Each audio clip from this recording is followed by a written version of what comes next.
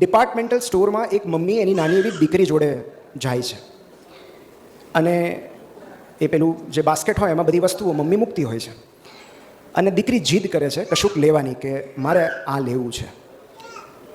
સૌથી પહેલાં તો થોડું કચવાતા મને મમ્મી હા પાડે છે અને અપાવી દે છે કે વાંધો નહીં લઈ લે. આગળ ગયા પછી દીકરી પાછી જીદ કરે છે કે હવે મારે આ જોઈએ છે. એટલે મમ્મી બહુ શાંતિથી ના પાડે છે, નો બેટા. એટલે દીકરી ધીમે ધીમે રડવાનું ચાલુ કરે છે. આ જોઈને મમ્મી એવું કહે છે કે ગીતિકા શાંતિ રાખ.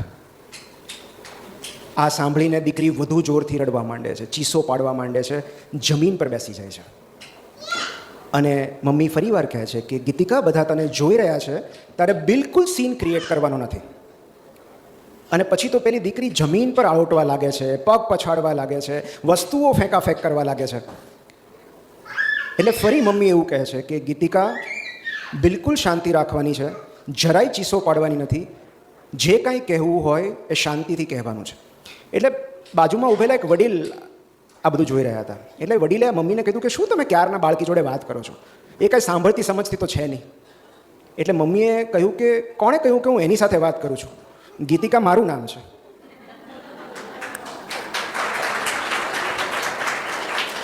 એટલે આઈ થિંક આ જ પ્રસંગમાં પેરેન્ટિંગનો સાર આવી જાય છે કે એ ગમે એ કરે, આપણે આપણું કેરેક્ટર છોડવાનું નથી. આપણે જો આપણું માનસિક સ્વાસ્થ્ય જાળવી રાખવું હોય તો એના સ્તરે આપણે ઉતરી જવું નહીં. કારણ કે ઘણીવાર શું થતું હોય કે સંતાન અને માતા પિતાના વર્તન વચ્ચે આમ જોઈએ તો ખાલી ઉંમરનો જ ભેદ હોય.